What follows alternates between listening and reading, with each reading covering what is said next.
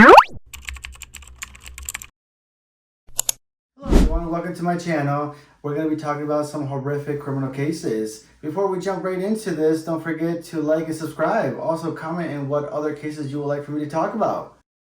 Tristyn Bailey is a 13-year-old middle school student who loved to hang out with her friends and was on the cheerleading team.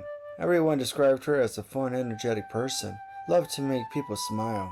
One beautiful early morning on Mother's Day in May of 2021 in St. Johns County, Florida. As the sun is rising, the Tristyn family woke up and they went to start making a Mother's Day breakfast. As they were making breakfast, the mother told Tristyn's older brother to go wake up Tristyn and to have her come downstairs to help. As he went to her room and didn't see Tristyn anywhere, he went back downstairs to tell his mom he could not find Tristyn. So the mom told everyone to look everywhere in the house for her. As they looked through the whole house, she was nowhere to be found. Her mother started panicking and called 911 and reported Tristyn missing. The police started asking the mother when was the last time they saw Tristyn. Her mother said last night at dinner. As they were eating, Tristyn stated that she wanted to go over to her older sister's house because she got new cats and wanted to go see them. When Tristyn went to her sister's house, she was there for a while visiting the cats. Her sister noticed that Tristyn was FaceTiming her friend Trey. Trey told her to come over and hang out with him and another friend.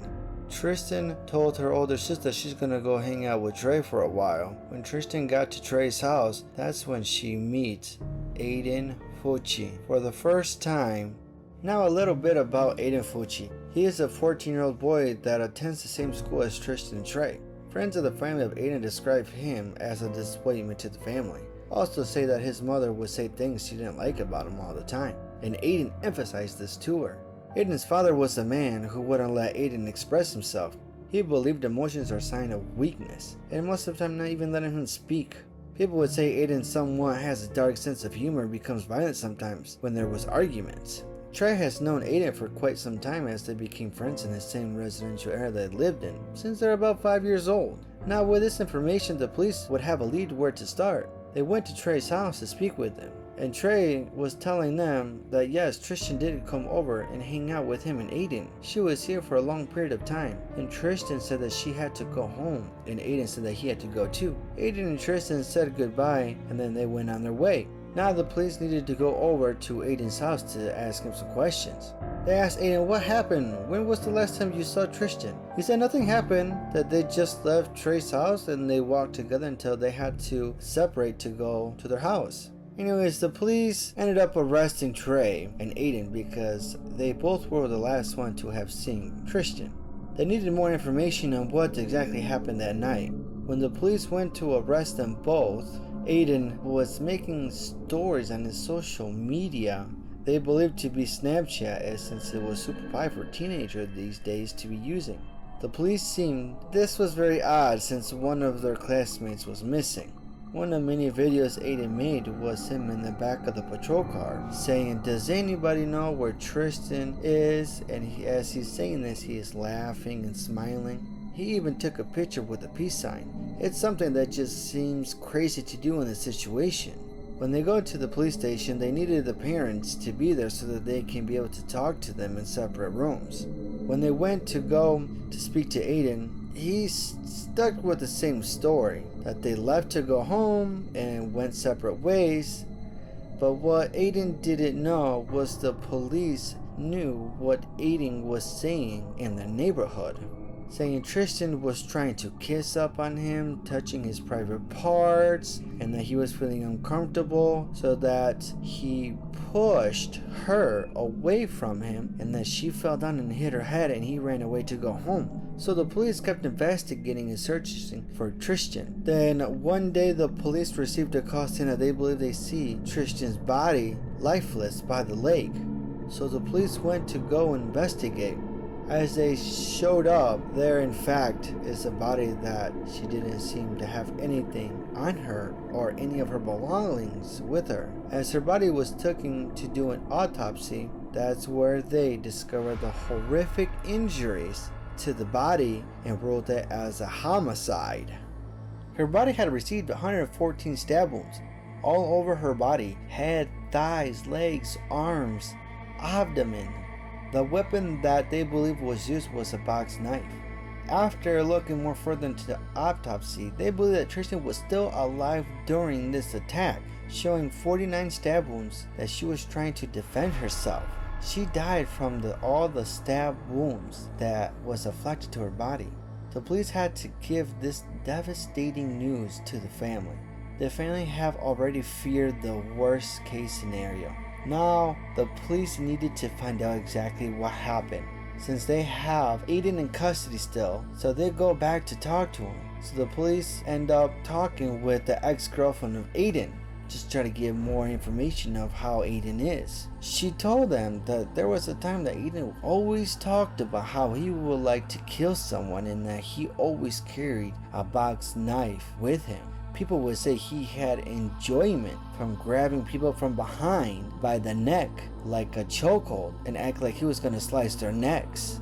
People brushed it off as a joke and didn't really take it seriously. There has been talk about that Aiden would hear voices in his head encourage him to do things. There has been talk that Aiden told his friend Trey he would wanted to invite a girl over so she could spend the night and do some things to her, but he didn't think anything of it.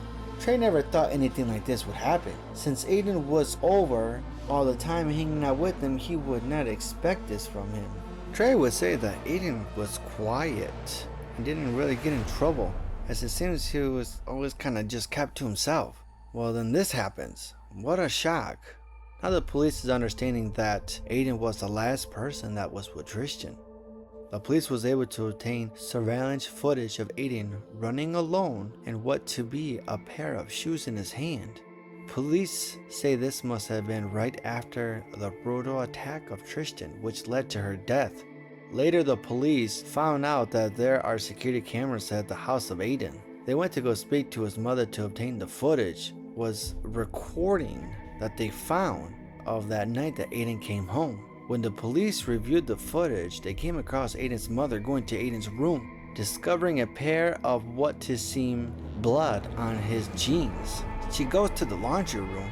In there, that's where she starts washing them and scrubbing them. What it seems to be, she's trying to destroy the evidence. As his mother clearly knows that there's an investigation with her son Aiden, now the police felt that Aiden seemed off because during this interview, he was saying phrases that just didn't make sense. For the second time, they had to go and talk to him to try to see what more information to get from him. Saying phrases like, "Don't let the demons take my soul. Why am I here? I just want to talk to my mom and my dad. What is going on?" At this point, the police needed to search Aiden's house to see what else more they can find. So they ended up arresting Aiden for Tristyn's murder and even his mother for destroying evidence. When they were able to search the house, they located what they believed to be the knife he used and the bloody jeans that his mom was trying to destroy in the laundry room. Now here comes a tough challenge. This is where it comes in place where how is the attorney going to be prosecuting in this case? Now a tough challenge comes in place due to the fact that Aiden is only a 14-year-old boy. They didn't know if they should charge him as an adult for this malicious crime. After the prosecutor reviewed the case and also digging into Aiden's social media, that's where they ended up deciding to charge him as an adult. It just seems in his social media he had no remorse and didn't care of the brutal crime he committed. He was also charged with premeditated first-degree murder. What was interesting during this trial was when Tristyn's sister took the stand, she had a vase and started dropping blue stones one after another as she reached to 114. This takes some time, it took a little bit of time. That was the number that Aiden had brutally stabbed Tristyn. She wanted everyone to know how long it took to reach 114 to show what a monster Aiden was and how he didn't have no remorse of what he did to her sister Tristyn Bailey. At the end of the trial, he surprisingly have voided the death penalty, as what some people may say because he is still a 14-year-old child. He ended up with 40 years to life, with after serving 25 years before being considered for parole. That was because simply he had no motive, and it was simply an atrocious and cruel crime that he committed. The family asked why would they consider a monster to be potentially released back to society.